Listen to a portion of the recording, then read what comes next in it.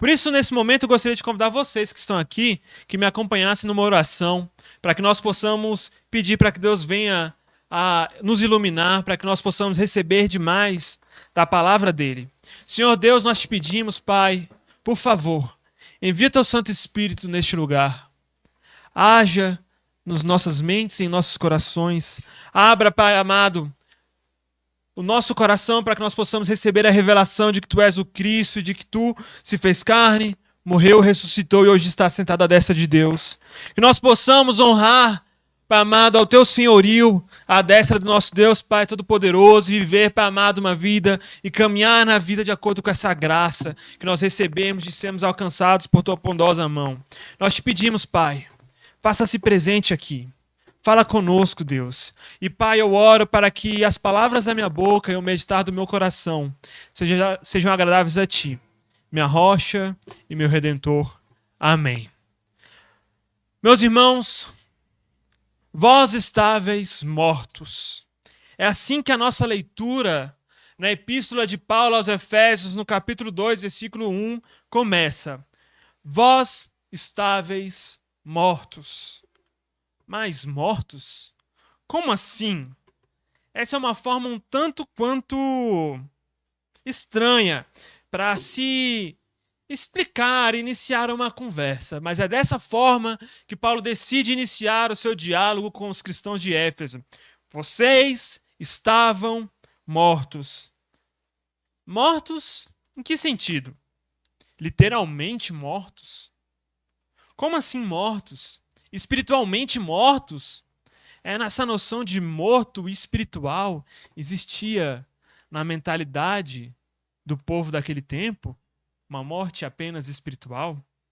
E se for espiritualmente mortos, o que isso significa, afinal de contas? Parece que Paulo, o autor de Efésios, não nos dá nenhuma explicação tão clara, fácil e palpável do que significa essa morte. E por mais que Paulo não nos dê nenhuma explicação fácil, nós podemos ler nas entrelinhas de Efésios um pouco do que ele estava querendo dizer com tudo isso. Aqui nessa carta nós temos Paulo se dirigindo ao povo gentil, ao povo que não era de nascimento judeu, como Paulo diz em Gálatas, ao povo que era por natureza pecador.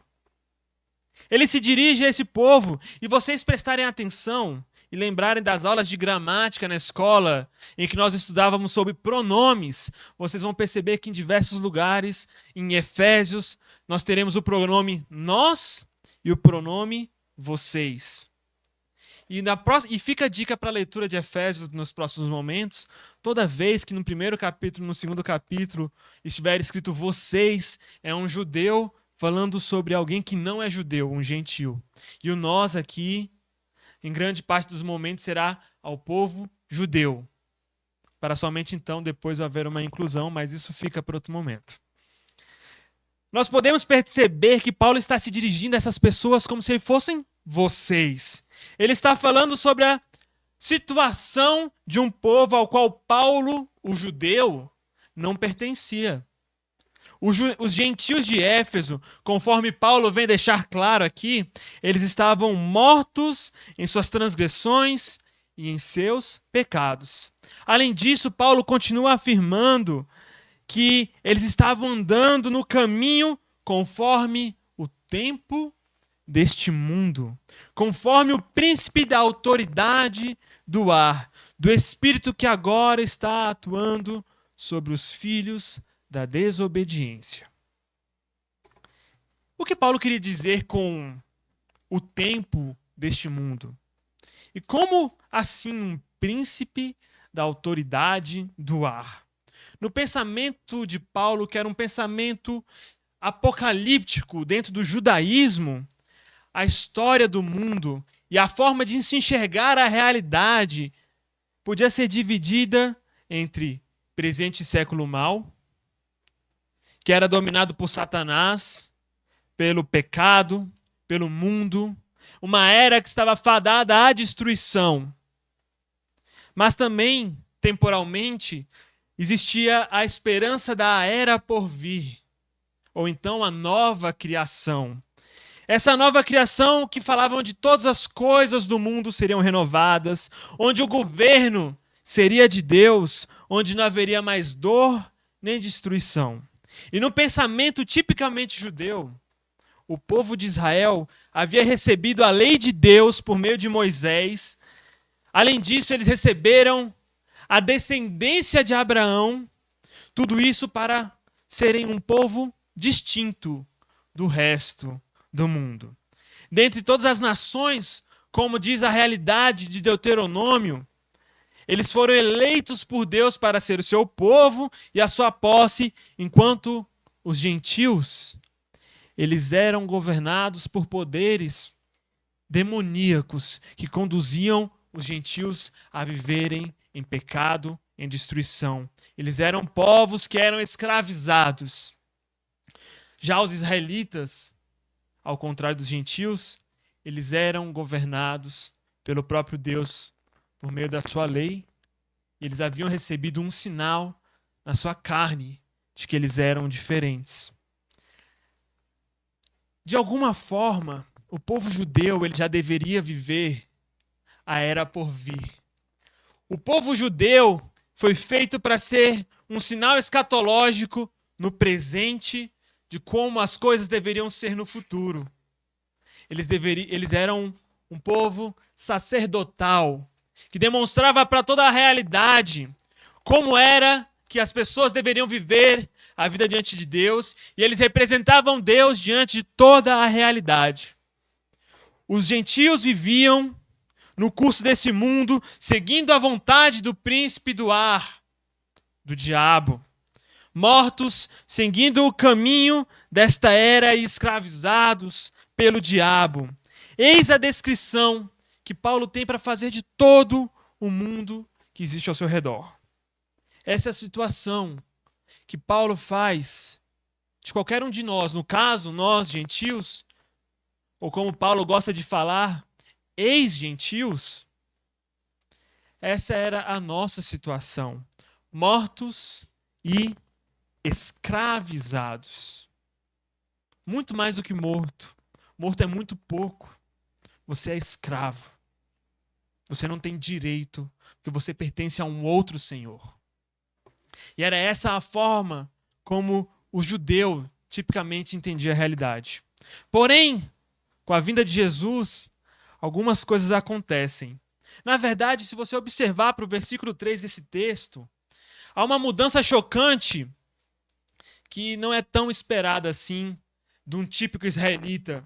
Não que outros israelitas não vivessem e pensassem dessa forma. Muitos israelitas, como o povo de Qumran, pensavam dessa forma também. Mas se você observar no versículo 3, há uma mudança. No versículo 1 e 2, onde nós temos um judeu fazendo uma descrição, um diagnóstico de um outro povo, agora nós temos um judeu fazendo um diagnóstico dele mesmo. Entre os quais outrora também nós vivíamos. Também nós vivíamos nessa mesma situação. E é aqui que as coisas começam a ficar um pouco estranhas. Nós quem? Os judeus? Como assim os judeus viviam no mesmo caminho que o povo gentil? Como isso pode ser possível? Sendo que esse aqui, nós estamos falando, é o povo da aliança, o povo que foi eleito por Deus. A eleição, como Paulo vem falar em Romanos capítulo 9 a 11, é deles. E Deus, como Paulo diz em Romanos 9 a 11, se manteve fiel a eles e não os abandonou, mesmo que eles não tenham seguido e tenham acompanhado os desígnios de Deus. Deus não nos abandonou, apesar da falha, do tropeço deles. Romanos capítulo 11. No final, Paulo ainda nos diz em Romanos 11 que todo Israel será salvo. E que Deus se manteve fiel. E que Deus permanece fiel à aliança que fez com eles, apesar de qualquer coisa. Eles não foram abandonados por Deus. Mas a verdade é que eles também, de alguma forma, estavam seguindo o caminho do mundo. Da mesma forma como os gentios. Eles também estavam vivendo para satisfazer os seus desejos da sua carne, das suas mentes, e dessa forma, sendo naturalmente filhos da ira. Eles já não viviam a vida como eles deveriam viver. E isso aqui, meus irmãos, é muito típico do pensamento comum da sua época. A verdade era que a lei, que deveria ser um sinal do que eles deveriam viver, eles não estavam conseguindo guardar a lei. Romanos capítulo 7 demonstra a humanidade que tenta viver a lei, mas não consegue, porque existe um problema muito maior que entrou no íntimo do ser humano: o pecado, que se esconde até mesmo nas entranhas da própria lei, fazendo com que os homens, observando aquilo que é certo, fazendo aquilo que é errado. E muito mais do que isso, eles receberam a descendência de Abraão, e essa descendência não os destacou como era esperado. A circuncisão não foi o suficiente para fazer com que eles não dessem continuidade aos impulsos da carne. Dentre todas as nações, aquele povo que foi eleito por Deus para ser sua posse, enquanto os gentios eram governados pelos poderes, aquele povo que já deveria viver a era por vir, eles não estavam vivendo. E eles tinham uma grande expectativa, então, de que isso somente iria acontecer quando a ressurreição dos mortos acontecesse. Afinal de contas, a história deles demonstrava que eles não estavam vivendo a vida que eles deveriam viver. Por causa do pecado deles, eles foram para o exílio na Babilônia. E desde que eles voltaram do exílio, eles não conseguiram viver uma vida sendo governados por Deus, mas na verdade diversos impérios, como os impérios helenistas, como os romanos, estavam no controle daquela nação, e eles não conseguiam viver em obediência à lei de Deus, porque poderes maiores do que eles estavam controlando eles. Os romanos impediam com que eles vivessem completamente aquilo que a lei de Deus ordenava. Eles viviam ainda em exílio, aguardando a vinda de Deus. E para eles o sinal de que um dia o exílio iria acabar e de que a história iria mudar de uma vez por todas era a ressurreição. A ressurreição era o sinal de que a nova criação teria uma mudança. Então, dessa forma, tanto o povo de Israel quanto o povo gentil, eles não viviam a vida que eles deveriam viver. Mas, mesmo assim, algo aconteceu. Porque esse povo que vivia, esses povos diferentes que viviam debaixo do pecado, que estavam mortos, eles têm a sua história modificada. A misericórdia de Deus se manifestou. E por causa do tão grande amor com o qual Deus amou todos os povos, gentios e judeus, a humanidade em sua totalidade, essas pessoas que estavam mortas em seus pecados e delitos, eles foram ressuscitados. Eles foram ressuscitados e eles puderam se assentar ao lado de Deus, ao lado de Jesus Cristo nas regiões celestiais. E aqui nós temos, meus irmãos, nós podemos aumentar o nosso escopo na nossa leitura de Efésios e observar que um pouco antes do trecho que foi lido hoje, Paulo afirmando que Deus demonstrou toda a sua potência, todo o seu poder, quando ele ressuscitou Jesus de entre os mortos e fez Jesus se assentar à sua destra. Após morrer naquela cruz, Jesus ressuscita e recebe a honra de se assentar à destra de Deus, e ele recebe a honra de dividir com Deus Pai o governo de todo o cosmo, de toda a realidade. Dessa maneira, como Paulo diz, Jesus se assentou acima de todo o principado, toda autoridade, todo e qualquer outro senhorio e nome que pode ser nomeado na era presente ou na era futura. Jesus se assentou à destra de Deus. Ele morreu, mas ele ressuscitou. E isso era um sinal de que aquele grande momento que Israel deveria estar vivendo desde sempre, a ressurreição que deveria acontecer, aconteceu em Jesus Cristo. Jesus Cristo é o primeiro a ressuscitar. Como Paulo diz em 1 Coríntios capítulo 15, Jesus Cristo é o último Adão. Jesus Cristo é o último Adão e depois algo novo iria surgir. Jesus recebeu essa posição mais alta de honra sobre qualquer outra honra possível. E isso aqui, para essas pessoas, era algo muito importante. Porque talvez para nós a gente não consiga imaginar uma realidade em que poderes demoníacos controlem e impeçam a gente de viver. Talvez porque nós estamos muito acostumados com a nossa vida no dia a dia, nós não tenhamos um óculos para enxergar a realidade da mesma forma como o óculos que os povos daquele tempo tinham.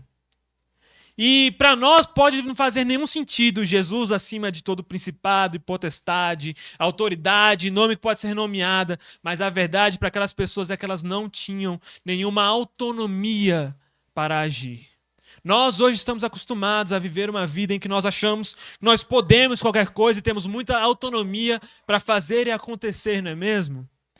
Se eu quiser mudar a minha história, eu posso simplesmente tomar uma decisão e seguir adiante.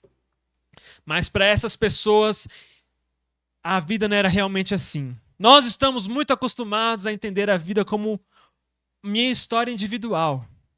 Mas para eles era a coletividade de um povo que contava, não a minha história como pessoa. E colocando tudo isso aqui, nessa situação, Jesus Cristo, o que Paulo estava querendo demonstrar no capítulo 1 é que Jesus Cristo subiu numa posição acima de todo e qualquer outro poder que impede as pessoas de fazerem a vontade de Deus. No momento em que Jesus Cristo foi ressuscitado, Jesus se tornou o poder mais poderoso em todo o cosmos. Não é mais o poder que está no controle do Império Romano, ou dos persas, ou de qualquer outro povo daquele tempo que você possa imaginar. Agora, o mais poderoso que existe é Jesus. E se você está vivendo por meio do Messias, de Cristo, de Jesus, já não existe nada que vai te impedir. Por quê? Porque o príncipe que habita no ar, ele não tem mais controle sobre a sua vida. Essa é a percepção que Paulo tem. De que as pessoas que estavam debaixo dessa escravidão são libertas. E muito mais do que libertação, elas recebem vida. A vida é derramada. Vida é derramada para as pessoas que estavam mortas. E Paulo fala no versículo 15, enquanto nós ainda estávamos mortos por razão das nossas transgressões, nós fomos vivificados juntamente com Cristo. E mais uma vez, nós fomos vivificados, nós fomos ressuscitados. Jesus Cristo recebeu o sopro de Deus e ressuscitou. Ressuscitou por meio do poder de Deus Pai. E nós também. Como assim? Paulo antes veio falar que nós estávamos mortos e o que ele queria dizer com estar morto. E agora ele vem falar que nós somos ressuscitados e eu não lembro nem do momento em que eu morri. O que ele quer dizer com tudo isso? O que ele quer dizer com morte e ressurreição? Meus irmãos, o grande inimigo de Deus, o inimigo final na história da salvação, é muito mais do que apenas o pecado. Existe um problema anterior a Gênesis capítulo 3. É o problema da morte. Por isso que o último inimigo a ser derrotado é a morte. E Paulo vem falar em 1 Coríntios capítulo 15 que Jesus Cristo ressuscitado tem um corpo espiritual e se tornou um espírito doador de vida. E Jesus é aquele que sopra a vida e faz com que a vida venha habitar em nós. Meus irmãos, na teologia do apóstolo Paulo, no pensamento dele, Jesus deu o Espírito de Cristo, o Espírito dele, para cada um de nós. E o Espírito de Cristo é infundido, entra de uma forma que vai muito além do mero, no nosso pensamento espiritual, metafórico, simbólico. Para o Paulo, isso é real, é tangível. O Espírito é infundido dentro de você. E você é transformado cada vez mais com a presença do Espírito de Jesus dentro de você. E de alguma forma, aquele que é o último Adão, que se tornou um espírito doador de vida, doou vida para aqueles que o destino era a morte final. Era morrer e morrer. Agora, aqueles que estão em Cristo recebem o Espírito de Cristo. E o Espírito de Cristo entra dentro de você. Assim como você respira. Para Paulo isso é tão real quanto o respirar. Para Paulo isso entra pelo ouvir da palavra, pelo receber o sopro do Espírito do próprio Cristo no final do Evangelho de João. É muito mais real do que nós podemos imaginar. E vida é dada a nós. E nós somos então ressuscitados, de forma com que talvez nós não possamos experimentar todos os efeitos da ressurreição dentro de nós hoje. Mas Paulo não fala, vocês serão ressuscitados somente no último dia. Vocês perceberam? Olhem bem para o texto que nós temos diante de nós, no versículo 5 e 6. Ele não está falando, vocês serão. Vocês já foram ressuscitados. A presença do Espírito é uma comprovação tão grande que aquilo que deveria acontecer somente no futuro já é uma realidade hoje para aqueles que estão em Cristo Jesus. A recepção do Espírito de Cristo muda todas as coisas, ao ponto de que ele fala que nós já estamos ressuscitados, e porque nós temos o Espírito de Cristo, nós estamos unidos de uma maneira tão íntima com Jesus, que não é somente Jesus que está sentado à destra de Deus, governando o cosmo. Olha o que ele fala no versículo 6. Ele nos ressuscitou e nos fez sentar com ele nos lugares celestiais. Eu não falei que Jesus Cristo foi assunto à posição mais alta de governo possível e imaginável?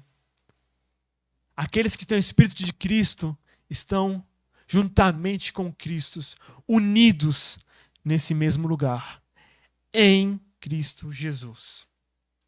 Deus fez tudo isso para mostrar nos tempos futuros a abundante riqueza da sua graça, pela bondade que Ele tem conosco em Cristo Jesus. Jesus demonstrou tudo isso porque Ele nos ama e porque Ele nos quer bem. Como Paulo falou antes, por causa do tão grande amor com o qual o Senhor nos amou. Por causa do tão grande amor que o Senhor nos amou. Meus irmãos, a nossa leitura do Evangelho hoje também fala do tão grande amor com o qual Deus amou o mundo. Deus amou o mundo de uma forma tão grande que enviou seu único filho, seu filho unigênito, para que todo aquele que nele crê não pereça, mas receba a vida eterna. Que o Espírito de Cristo entra dentro de nós, na teologia de João, também de uma forma muito mais experiencial e verdadeira do que uma simples metáfora, um símbolo, que transforma a gente em filhos adotivos. Nós nos tornamos filhos porque nós temos o Espírito do Filho dentro de nós. Essa é a verdade do Evangelho. Esse texto, João, Efésios, todos eles falam do amor de Deus, e o amor de Deus é manifestado na salvação que Ele faz. O amor de Deus é manifesto não somente em lidar com o problema do pecado, e sim, o problema do pecado é sério, é importante, não deve ser deixado de lado, mas existe um problema muito maior, é o problema da morte. E a morte é resolvida, a vida eterna nos é outorgada por meio da ressurreição de Jesus. Nós estamos ressuscitados ao lado dele. Por isso que Jesus Cristo, ao morrer naquela cruz, foi levantado naquele madeiro da mesma forma como Moisés, no passado, levantou uma estátua com alguma serpente, para que todas as pessoas no passado olhassem para aquela serpente e ali encontrassem vida João diz que dessa mesma forma como Moisés fez isso no passado, Deus estava naquele momento colocando Jesus Cristo também de pé no madeiro, para que todos aqueles que olhassem para aquele evento recebessem a vida eterna. Vida eterna, meus irmãos. É disso que Paulo fala, é disso que o Evangelho de João fala, é disso que eu quero falar para vocês hoje. Nós recebemos a vida eterna. A vida eterna que nós teremos os nossos corpos transformados por ação do Espírito. Não será, meus irmãos, por meio das obras, não será por meio de guardar a lei de Deus. Na verdade, a realidade que nós podemos perceber é que as obras são insuficientes. Não porque o problema esteja nas obras, o problema está em nós. Nós podemos observar que até mesmo o povo judeu, que vivia debaixo do governo de Deus, não conseguia viver plenamente. Porque, como Paulo vem demonstrar, o pecado se mostrou tão poderoso que invadiu, entrou no íntimo da lei, e aquilo que era para gerar vida acabou gerando morte. Meus irmãos, nós somos salvos por causa da graça. A salvação chega a nós por causa do amor de Deus, por causa da misericórdia de Deus. De forma que eu quero falar para vocês é que não está no nosso controle, não está na nossa mão. Isso tudo depende da manifestação da misericórdia de Deus. De um Deus que se manifesta, de um Deus que atrai, de um Deus que ama, de um Deus que quer bem, de um Deus que é doador de vida, de um Deus que transforma a mim e a você. Meus irmãos, basicamente isso que eu tinha para falar com todos vocês hoje. Gostaria de convidar todos vocês que fechassem os seus olhos para que nós possamos fazer uma oração. Senhor Deus, nós te agradecemos, Pai. Nós te agradecemos porque o Senhor nos amou, porque nós recebemos o teu amor, porque nós recebemos da tua graça, de forma, Senhor Jesus Cristo, que tanto o gentil quanto o judeu, todas as pessoas podem ser alcançadas por Cristo Jesus. Jesus Cristo veio para nos libertar, para nos salvar, para nos santificar, para nos transformar, para nos dar nova vida. Pai amado, que nós possamos, Senhor Jesus Cristo, viver essa ressurreição hoje. Que nós possamos viver e experimentar da ressurreição hoje, Senhor Jesus Cristo. Meu Deus e meu Pai, hoje nós iremos participar da mesa de comunhão contigo, Senhor, na qual o Senhor disse que tu se faz presente. E Paulo nos afirma, Pai amado, que nós estamos em comunhão com Cristo no momento em que nós participamos dessa mesa, porque tu estás aqui. Porque, Senhor Jesus Cristo, nós recebemos, pela fé, pelo nosso batismo, o Espírito Santo. Nós também recebemos graça de ti quando nós participamos dessa mesa. Nós recebemos vida, Pai. Senhor Jesus Cristo, nós possamos receber vida. Que nós possamos, Pai amado, viver, Pai amado, de glória em glória, de graça em graça. Que nós possamos manifestar no nosso dia a dia essa ressurreição que nós já temos hoje, para que as pessoas possam ver que nós vivemos debaixo do governo de Jesus Cristo. Em nome de Jesus Cristo, teu Filho, nosso Senhor, que está sentado à tua destra, juntamente com o Espírito Santo, um só Deus, hoje e sempre. Nós oramos. Amém.